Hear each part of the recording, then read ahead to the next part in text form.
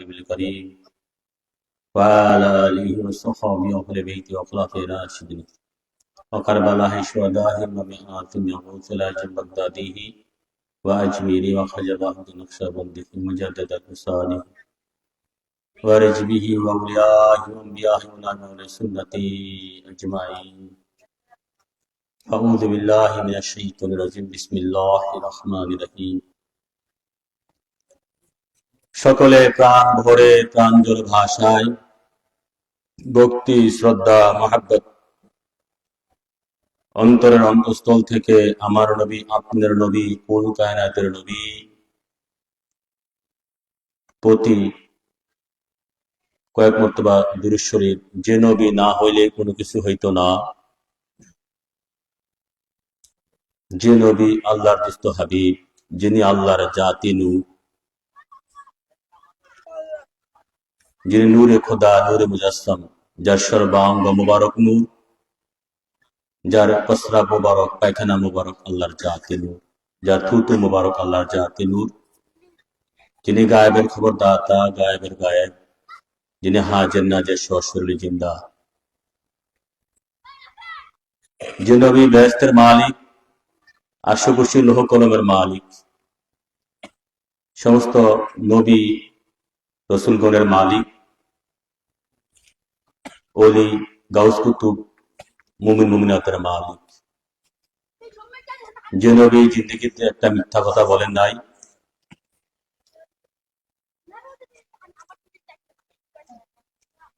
যে নবী আল্লাহর দুস্থ হাবিব আকায়ে মাওলা তাজদারে মদিনা সাইয়েদনা মুহাম্মদ মুস্তাফা আহমদ মুজতবা, সেই নবীর উপরে আমরা মুহাব্বতে কয়েক মর্তবা দুরূদ শরীফ পড়ব। আল্লাহুম্মা সাল্লি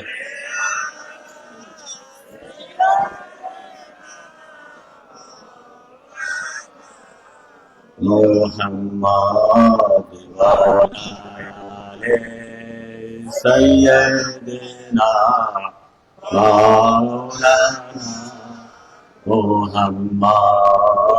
আল্লাহুম্মা মহব্বতে সকলে মাওলানা মুহাম্মদ ওয়া আলি সাইয়্যিদিনা।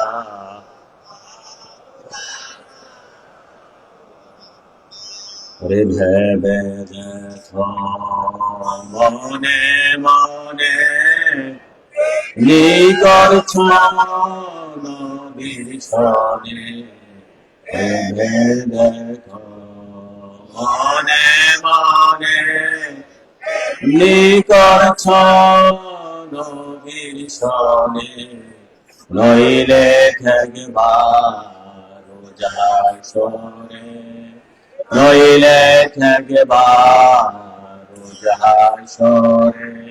মুহাম্মদ ইয়া রাসূলুল্লাহ আল্লাহুম্মা সাল্লি আলা সাইয়্যিদিনা মাওলানা মুহাম্মদ ওয়া আলা আলি সাইয়্যিদিনা মাওলানা মুহাম্মদ। আল্লাহুম্মা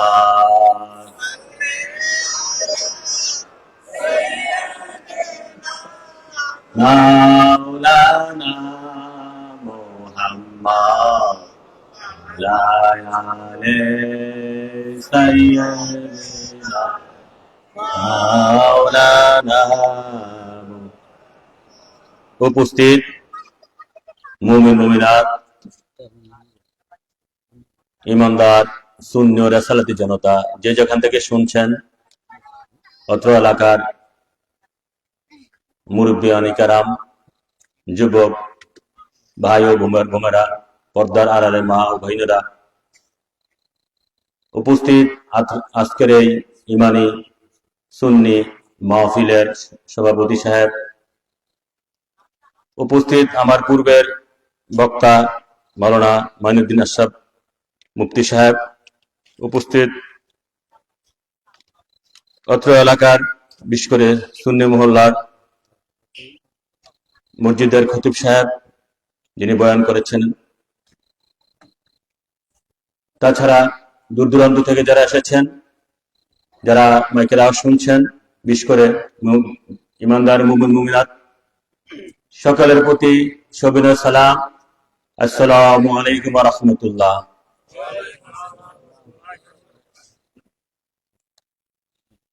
সকলকে আলোচনার প্রতি মনোনিবেশ করার জন্য সবিনয় অনুরোধ জানাচ্ছি। গভীর মনোযোগের সহিত বয়ান শুনতে হবে। ইমান পরম ধন, ইমান পরম পাওয়া, ইমান ছাড়া যায় না মুসলমান হওয়া। ইমান সম্পর্কে আলোচনা, নবীর শান।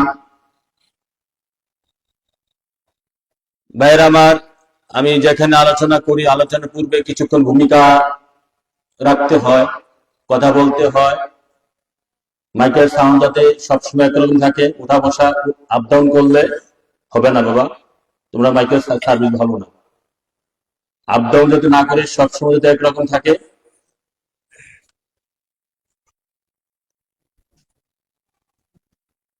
তো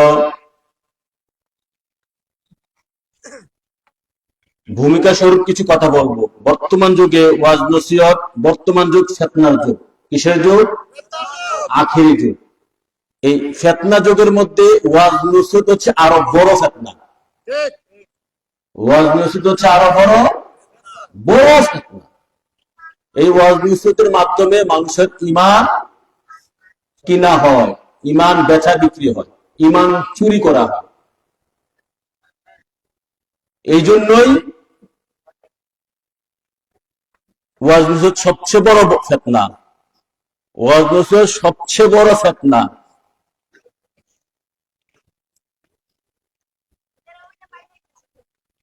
কেমনে? এটা কি আমার মুখস্থ কথা না আল্লাহ রাসূলের কথা? দলিল লাগবে কিনা?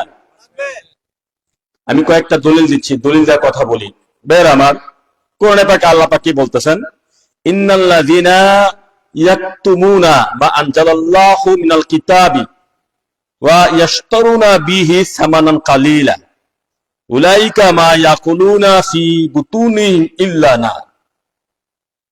ইন্নাল্লাযিনা ইয়াকতুমুনা মা আনজালাল্লাহু ফিল কিতাব, আল্লাহ পাক কোরআনে পাকে যা নাজিল করেছেন, সেই নাজিলকৃত কোরআন থেকে যারা এই কোরআনের সত্য কথা লুকিয়ে রাখে এবং এই সত্য কথাকে যারা তুচ্ছ মূল্যে বিক্রি করে রাখা, তুচ্ছ মূল্যে বিক্রি, দুইটা জিনিস, সত্য কথাটা লুকিয়ে রাখে কোরআনে পাকের এবং এটা বিক্রি করে, তাদেরকে আল্লাহ কি বলছে? উলাইকা মা ইয়াকুলুনা ফি বুতুনিহিম ইল্লা নার, তারা এটা বিক্রি করে যা খায় দোজখের আগুন খায়। বর্তমান যুগটা চলছে না এটা। যে কোনো মোল্লার কাছে জানে বাংলাদেশে মাহফিল করাইতে, সে আপনার কাছে আগে বাজার চাইবে, চুক্তি করা টাকা চাইবে, যে কিছু দিয়া যান, মাহফিল করাবেন, কিছু আগে দিয়া যান। চাই কিনা? চাই কিনা? হ্যাঁ, বিকাশে পাঠান। আপনার ভাইরাল বক্তা আনবেন, মাঠ ভরা থাকবে, জায়গা দিতে পারবেন না, টাকা লাগে কিনা? বাজেট করা টাকা লাগে কিনা? শ্রোতা যেমন বক্তা তেমন, শ্রোতা যেমন বক্তা তেমন। আপনার চাচ্ছেন এরকম বক্তা, ফেস পরিচিতি, ফেসটা রং রং বক্তা, রং রং ফালাফালি নাচানাচি বক্তা চাচ্ছেন, আপনারাও আইয়া হাজির হইবেন, তার রং রং দেখবে, মজা লাগবে, ফুর্তি লাগবে, একটা পিকনিক হবে। এখানে আল্লাহ কি ফতোয়া দিচ্ছে? আমার কোরআন বিক্রি করে যারা খায় তারা হচ্ছে দুনিয়া কি দোজখের আগুনটা পেটের মধ্যে ভরে। কার ফতুয়া? আমার ফতুয়া? আমার ফতুয়া? এই আল্লাহর কোরআনের ফতুয়া। আল্লাহর কোরআনে সূরা বাকারা 174 নম্বর আয়াতে খুলে দেখেন, আল্লাহ বলতেছে যারা সামানান কালিলা, তুচ্ছ মূল্যে বিক্রি করে খায়, উলাইকা মা ইয়াকুলু, তারা খায়, ফি বুতুনিহিম, তারা পেটের মধ্যে যায়, ইল্লা না, আগুন ছাড়া কিছু খায় না। ওয়ালা ইউকাল্লিমুহুমুল্লাহু ইয়াওমাল কিয়ামাত, আমি হাসরের মাঠে তাদের সাথে কথা বলবো না। 2 নম্বর শাস্তি। যারা কোরআন বিক্রি করে খায় ওয়াজ নসিহত করে, কোরআন বিক্রি করে ওয়াজ নসিহত করে, কোরআন বিক্রি করে ইমামতি করে, কোরআন বিক্রি করে চলে, কোরআন বিক্রি করে এই রাজনীতি করে, কোরআন বিক্রি করে সেইটা করে, যাই করবে কোরআন হাদিস বিক্রি করে টাকার বিনিময় যাই করবে, আল্লাহ কয় হাসরের মাঠে তার সাথে আমি কথা বলবো না। 2 নম্বর শাস্তি। 3 নম্বর শাস্তি হচ্ছে আল্লাহ পাক বলতেছে ওয়ায়ু যাক্কিহিম, আল্লাহ পাক বলতেছে হ্যাঁ ওয়ালা ইউযাক্কিহিম, আমি তাদেরকে পবিত্র করব না। তার থাকবে কি শয়তান খান্নাস, পবিত্র করব না, সে খান্নাস থাকবে, অপবিত্র থাকবে। 3 নম্বর শাস্তি। 4 নম্বর হচ্ছে ওয়ালাহুম আযাবুন আলীম, তার জন্য কঠোর শাস্তি রয়েছে। এই 4টা শাস্তি আল্লাহ পাক কোরআনে ঘোষণা করেছে। এরকম আরো 1টা 2টা আয়াত আরো আছে। তারপরে আছে ওয়ালা তাশতারু আয়াতি সামানান কালিলা, এরকম আরো 4-5টা আয়াত আছে। আমার আয়াতকে তুচ্ছ মূল্যে বিক্রি করো না। সামানান কালিলা হচ্ছে কোরআন বিক্রি করে, কোরআনের বিনিময় নেওয়া, কোরআন পয়লা টাকা নেওয়া ধার্য করে, কোরআন দিয়া ওয়াজ করে টাকা নেওয়া, কোরআনের মাধ্যমে যে কোনো কামাই করা, কোরআনকে পুঁজি করে ব্যবসা করে, এটা চলবে না। এখন সারা দুনিয়া এটা হয়ে গেছে, বিশেষ করে বাংলাদেশে। তো এই জন্য ভাইয়েরা আমার, বাবারা আমার, ওয়াজ নসিহত বড় ফিতনা হয়ে গেছে। এটা নিয়ে কথা বলতে ভয় লাগে। ওয়াজ নসিহত যে ভালো জিনিস না, আমি দেখছি সবচেয়ে খারাপ জিনিস। খারাপ জিনিস কোনটা? এই খারাপের মধ্যে তার ভালো আছে কোনটা? যেখানে ব্যবসার ধ্যান ধারণা নাই, যেখানে ব্যবসার ধ্যান ধারণা নাই। আপনার এদিকেও টাকা তুলতো, আপনারা কুমিল্লা যারা দরবারে যান, আমার দরবারে কি মাইক দিয়ে টাকা তুলি যে বাবারা বক্তরা আসছো, আমারে বেশি বেশি করে টাকা দিয়ে দাও, কে কত দিবা, আগামী বছর ছাগল দিবা কাটা, গরু দিবা কাটা, কে কি আনছো দিয়া যাও, এগুলা বলা হয় ব্যাগ দিয়া দেওয়া হয়? কথা বলে না কেন? যে এখানে যে মাহফিল হচ্ছে, বাবা জিয়াউর রহমান মাহফিল করাচ্ছে, কারো দোকানে কে টাকা চাইছে? বাজারে কে টাকা চাইছে? কারো কাছে এমনি টাকা চাইছে? এখন প্রশ্ন অনেকেই যে আপনাদের এগুলা বন্ধ করে দিতেছেন, তো মাহফিল কেমনে চলবে? প্রশ্ন হইতে পারে না। আমি বলছি যে আপনারা 10 জনে মিললে একটা ভালো কাজ করেন, এটা তো বাধা নাই, 10 জনে মিলে করেন, 10 মিলে করি কাজ হারিয়ে যেতে, কথা তো সত্য, কথা সত্য, এটা কোরআন হাদিসের বাইরে নয়। কিন্তু সেটাকে ভিন্ন খাতে নিয়ে যাবেন না, ব্যবসা উদ্দেশ্যে নিয়ে যাবেন না, কথা ব্যবসা উদ্দেশ্যে নিয়ে যাবেন না। আপনারা টাকা, একটা মাহফিল করতে গেলে টাকা কম বেশি খরচ হয়, প্যান্ডেল করতে টাকা লাগে, স্টেজ করতে টাকা লাগে, প্যান্ডেল করতে টাকা লাগে, স্টেজ করতে টাকা লাগে, মাইক করতে টাকা লাগে। এত হাইফাই শ্বাসরোধের কোনো প্রয়োজন নাই। আমি বলছি যে এত শ্বাসরোধ করলে যাবো না,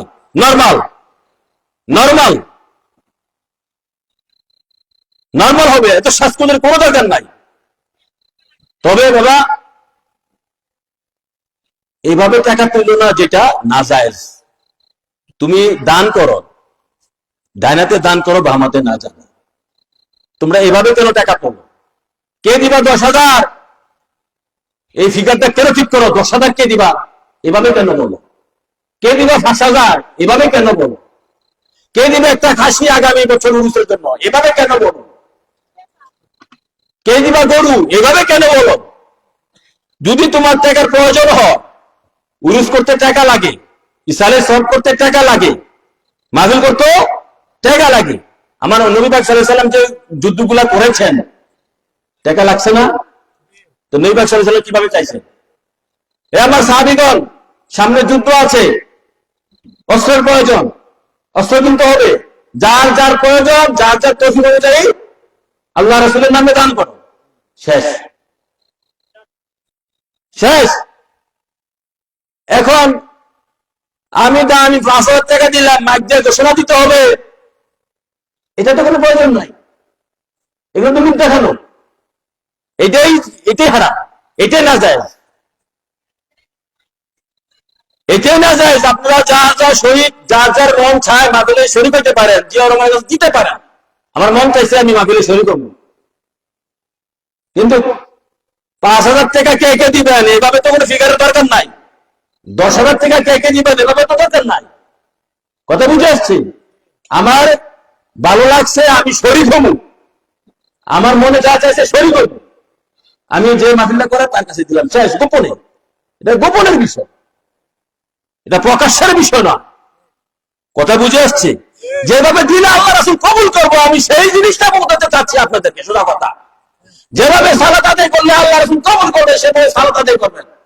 যেভাবে আদায় করলে কবুল আল্লাহ রাসূল করবে না, সেটা তো দরকার নাই, সেভাবে দরকার নাই, সেটা তো বৃথা যাবে।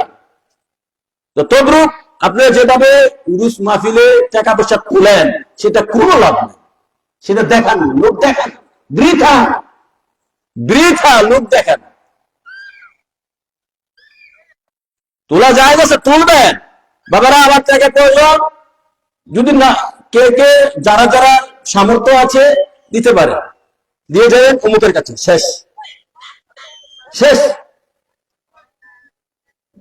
এটা নিয়ে আপনি 1 ঘন্টা কালে দিবেন, 2 ঘন্টা কালে দিবেন, সারা রাত 200 টাকা তুলবেন, এই জন্য উরুস। হ্যাঁ, আর কোনো কাজ নাই, সারা রাত কোনো 200 টাকা তুলে আমার কাছে এসে খবর কর, আমি তো দেখি না, আমার কাছে বলে 3 ঘন্টা 4 ঘন্টা লাগে 200 টাকা তুলবেন। এই উরুসকে এই জন্য মাহফিলে আপনি 2 ঘন্টায় বক্তা আনেন, একজন বক্তা আনেন টাকা তোলার জন্য, এটা কি এই জন্য? বক্তারা আনে শুধু, একটা বক্তা আনে শুধু টাকা তোলার জন্য। এগুলা ঠিক না, সম্পূর্ণ এগুলা বোগাস, এগুলা বানোয়াট, এগুলা খারাপ জিনিস, এগুলা ঠিক না। এটা জিনিসটা গোপনে দেওয়ার চেষ্টা করবেন। তোলা যায়, তবে যেভাবে দিলে যায় সেভাবে বলে দিলাম, আল্লাহ রাসূল যেন সত্যটা মানতে পারি, মিথ্যা থেকে নিজেকে বিরত রাখতে পারি। সকলে বলেন আমিন। আমারটা বলে দিলাম, মানা না মানা আপনাদের বিষয়। একজন যদি মানেন, আল্লাহ রাসূলের শুকরিয়া। বাবার আমার, ফেতনার যুগ, মিথ্যার যুগ, এখানে সত্য কথা বলাটা মনে হয় মানুষের সাথে মিথ্যা, সত্যটা মিথ্যা হয়ে গেছে। সত্য খুব তিতা, সত্যটাই মনে হয় মিথ্যা। আমার নবীজির কিছু হাদিস শুনেন, এটা আমার ভূমিকা। আরো কিছু হাদিস, আয়াত তো 2-1টা দিলাম কোরআনে পাকের, হাদিস শুনুন। আমার নবী পাক সাল্লাল্লাহু আলাইহি সাল্লাম কি বলতেছেন? আন আবি হুরায়রা রাদিয়াল্লাহু তাআলা আনহু قال قال رسول الله صلى الله عليه وسلم يكون في آخر زمانه دجالون كذابون يأتونكم من الأحاديث بما لم تسمعون أنتم ولا آباؤكم فإياكم وإياهم لا يضلونكم ولا يفتونونكم।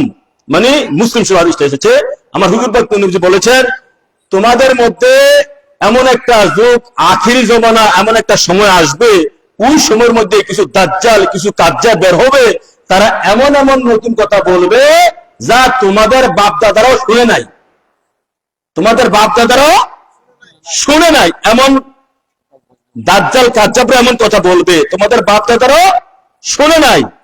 ফাইয়াকুম ওয়া ইয়াহুম, তাদেরকে তোমরা দূরে রাখবা, তোমরা তাদের থেকে দূরে থাকবা। লা ইউদিল্লুনাকুম ওয়া লা ইফতিনুনাকুম, যাতে তারা তোমাদেরকে পথভ্রষ্ট করতে না পারে এবং ফিতনার মধ্যে না ফেলতে পারে, যাতে তারা তোমাদেরকে পথভ্রষ্ট না করতে পারে, ফিতনার মধ্যে না ফেলতে পারে। কথা বুঝে আসছে? এটা মুসলিম শরীফের হাদিস, মেশকা শরীফের হাদিস। এখন আসেন, এই হাদিসকে কেন্দ্র করে আরো কথা আছে। ক্বালা রাসূলুল্লাহ সাল্লাল্লাহু আলাইহি ওয়াসাল্লাম ইয়াকুম ওয়া ইয়াহুম, নবী তো বলছে তোমরা তাদেরকে দূরে রাখবা, দূরে থাকবা, যাতে তারা তোমাদেরকে ফিতনার মধ্যে না ফেলতে পারে, পথভ্রষ্ট না করতে পারে। এরপরে আছেন ইন মারিদু, যদি তারা অসুস্থ হয়, তারা যারা নতুন নতুন কথা বলবে, পথভ্রষ্ট জালেমরা, কাযযাব, দাজ্জালরা, ইন মারিদু ফালা তাউদুহুম, যদি তারা অসুস্থ হয় তাদের সেবা করতে যাইও না। কারা? ওই দাজ্জাল কাযযাব, যারা আখিরি জমানা এই দাজ্জাল কাযযাব বের হবে। ওয়া ইন মারিদু ফালা তাউদুহুম, যদি তারা অসুস্থ হয় তাদের সেবা করতে যাইও না, দেখতে যাইও না। ওয়া ইন মাতু ফালা তাশাদুহুম, যদি তারা মরে হ্যাঁ, যদি তারা মারা যায় তাদেরকে দেখতে যাইও না। হ্যাঁ, ওয়ালা ওয়াইন লাকিতুমুহুম, যদি তাদের সাথে দেখা হয় ফালা তুসাল্লিমু আলাইহিম, তাদেরকে সালাম দিও না। ওয়ালা জালিসুহুম, তাদের সাথে বসো না। ওয়ালা তুশারিবুহুম, তাদের সাথে পান করো না। ওয়ালা তুআকিলুহুম, তাদের সাথে খানা খাইও না। ওয়ালা তুনাকিহুহুম, তাদের সাথে বিবাহ শাদী করো না, বিবাহ দিও না, বিবাহ নিও না। ওয়ালা তুসাল্লু আলাইহিম ওয়ালা তুসাল্লু মায়াহুম, তাদের পিছনে নামাজ পড়ো না, তাদের সাথে তাদেরকে নামাজ পড়াইও না। দেখ কোন হাদিসে আসছে? মুসলিম শরীফে আসছে, আবু দাউদ শরীফে আসছে, ইবনে মাজাতে, মুসনাদে আহমদে আসছে। এই ফিতনার যুগে যুগটা চলছে এমন, তাদের সাথে নামাজ পড়া নিষেধ, তাদের পিছনে নামাজ পড়া নিষেধ, বিয়া দেওয়া নিষেধ, বিয়া করা নিষেধ, পান করা নিষেধ, ওঠা বসা নিষেধ, দেখাশোনা নিষেধ, হ্যাঁ, সমস্ত কিছু নিষেধ এই দাজ্জাল কাজ্জাবদের সাথে। কারা? তারা হচ্ছে দুশমনে রাসূল, দুশমনে আউলিয়া। কার কথা? আমার কথা নয়, আল্লাহ দুস্থ হাবিব নূরে খোদা নূরে মুজাসসাম আকায়ে মাওলা তাজদার মদিনা সাইয়েদনা মুহাম্মদ মুস্তাফা মুহাম্মদ মুস্তাফা সাল্লাল্লাহু আলাইহি ওয়াসাল্লামের কথা মনে থাকবো। বাবার আমার ভূমিকা এটা। এখন আসেন আরেকটা হাদিস পড়ি।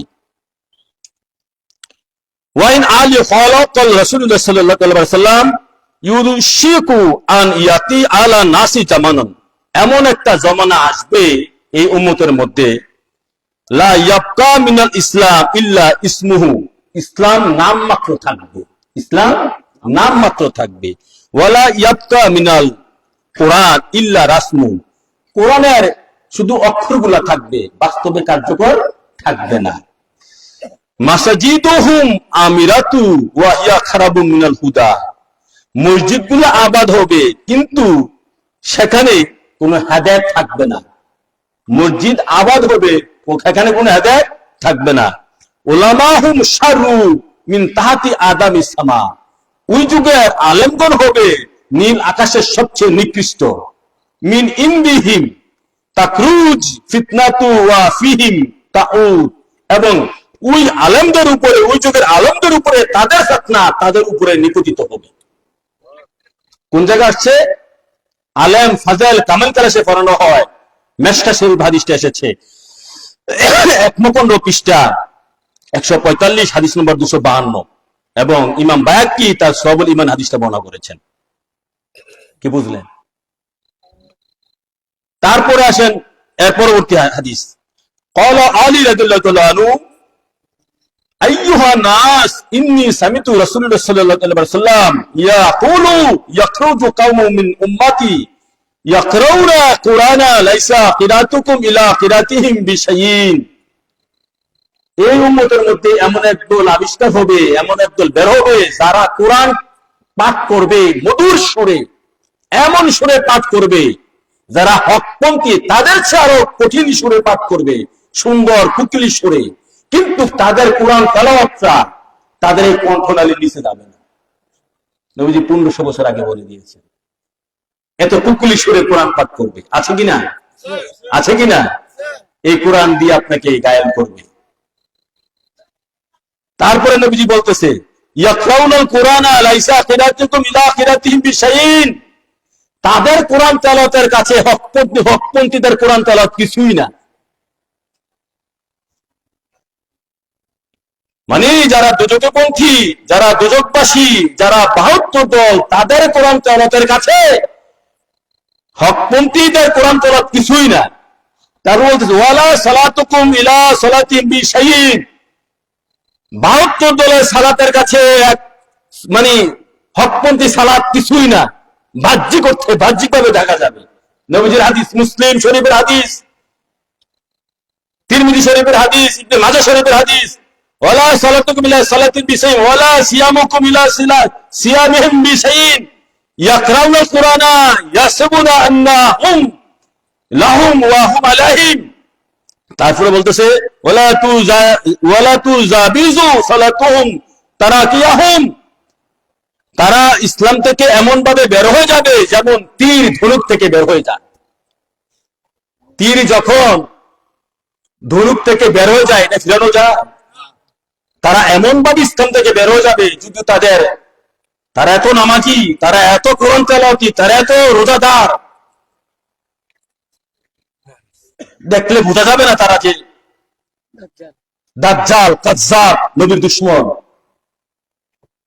তারা ইসলাম থেকে এমন ভাবে বের হয়ে যাবে যেমন তীর ধনুক থেকে বের হয়ে গেছে, এটা ফিরানো যাচ্ছে না।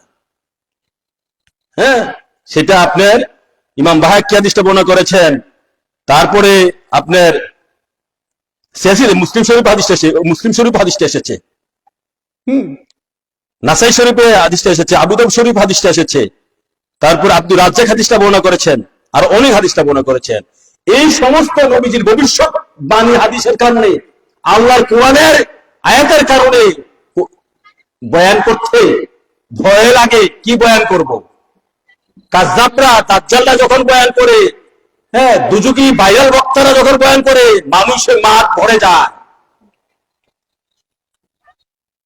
আপনারাও লাখ লাখ টাকা ঢেলে দিচ্ছেন, আর যখন হকপন্থী কোন আলেম ওলামা পিসাব বয়ান করে, তখন মানুষ সত্যিকার মানুষ যারা, তারা থাকে দুই সাইড, আর আল্লাহর আকাশে আল্লাহর বাহিনী যারা, আল্লাহর সোলজার কারা, আল্লাহর ফেরেশতা যারা, তারা ঠিকই থাকে, খালি চোখে তাদেরকে দেখা যায় না। তো ভাইরা, আল্লাহ রাসূলকে যদি সত্যিকার অর্থে ভালোবাসতে চান, পাইতে চান, এই দুনিয়ার লোভ লালসা ধ্যান ধারণা, এই দুনিয়ার রং তামাশা, এই দুনিয়ার রং তামাশাটা ত্যাগ করে, এই দুনিয়ার ভালোবাসা ত্যাগ করে আল্লাহ রাসূলের ভালোবাসাটা পাইতে হবে। আপনি কোনটা চান? আখিরাত চাইতে গেলে এই দুনিয়ার রং তামাশা ত্যাগ করতে হবে, এই দুনিয়ার রং তামাশা ত্যাগ করতে হবে। সত্যিকারের প্রেমিক যারা, তারা এই দুনিয়াতে কারো বন্ধু পায় না, একমাত্র আল্লাহ রাসূলের বন্ধু ছাড়া। একমাত্র আল্লাহ রাসূলের বন্ধু থাকে তাদের। সত্যিকারের হকপন্থী যারা, তাদের বন্ধু একমাত্র আল্লাহ রাসূল থাকে। তারা একমাত্র আল্লাহ রাসূলকে পায়, বিপদে আপদে সব ক্ষেত্রে। মানুষ পাবেন না। সত্যিকার ইমানদার যারা,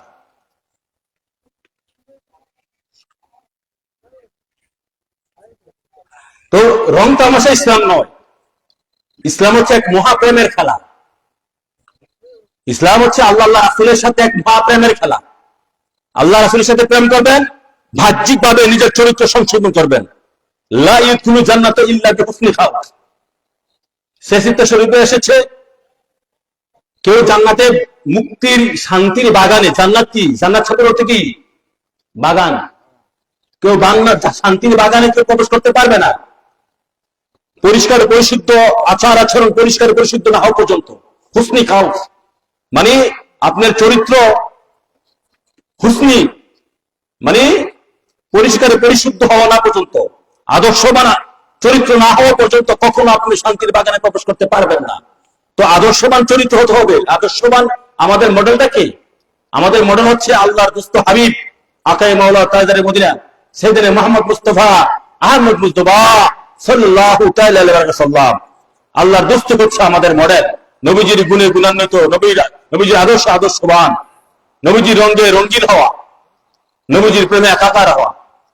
তো নবীজির রঙে রঙ্গি প্রেমে একাকার হওয়া গেলে দুই ভাবে হতে হবে। একটা হচ্ছে প্রেমে, সেটা দেখা যায় না, ধরা যায় না, ছোঁয়া যায় না। একটা হচ্ছে আদর্শ সুন্নত, সেটা দেখা যায়, ধরা যায়, ছোঁয়া যায়। তো নবীজির সুন্নতের মধ্যে, নবীজির আদর্শের মধ্যে না মিথ্যা আছে, না ধোঁকাবাজি আছে, না সুদ আছে, না ঘুষ আছে, না ঠকবাজি আছে, না রং আছে, হ্যাঁ, না সিটিং আছে, না বাটফারি আছে, না ধোঁকাবাজি আছে, না গীবত আছে, না অহংকার আছে। হ্যাঁ, এগুলো ত্যাগ করতে হবে। এগুলা যদি চরিত্র থেকে না ত্যাগ করতে পারি, কখনো আমরা হুসনি খাল হতে পারবো না। হুসনি খাল হয়ে চরিত্র শুদ্ধ করেই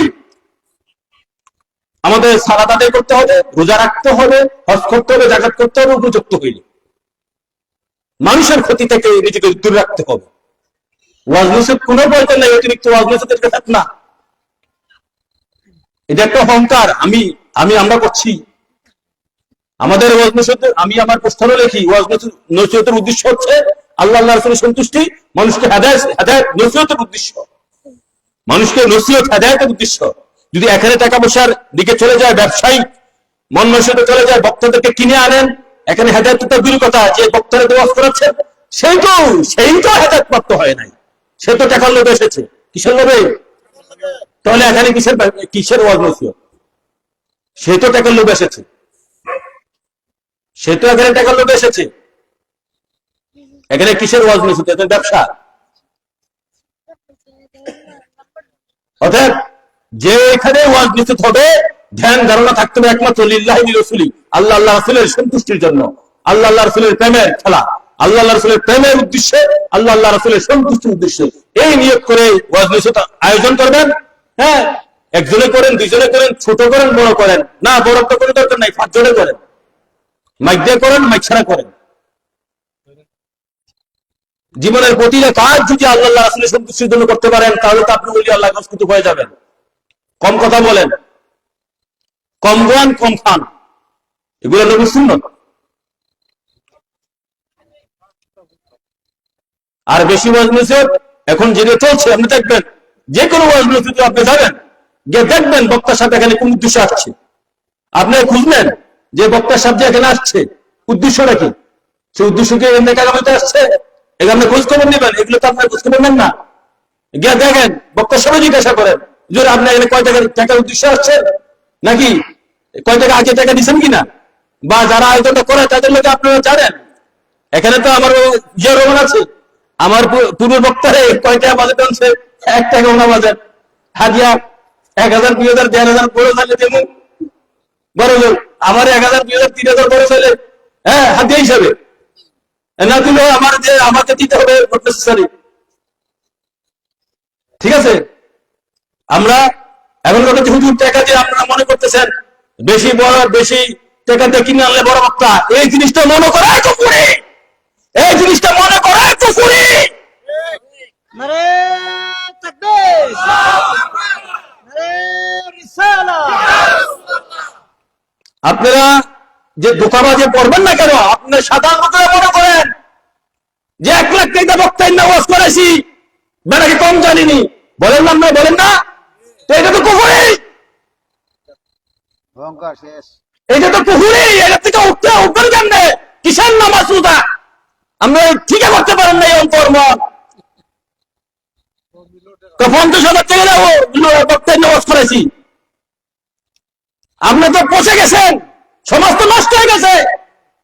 আমি লিখেছি 3-4টা কথা মাত্র, এই সমাজ আমি কেন মানি না, মিথ্যা সমাজ, তার সাথে নাই আমার নামাজ, হুজুগের মানুষ নাই তার হুশ, এই 4টা কথা ব্যাখ্যা করতে পারবেন? 1 পৃষ্ঠা কাগজ লাগবে।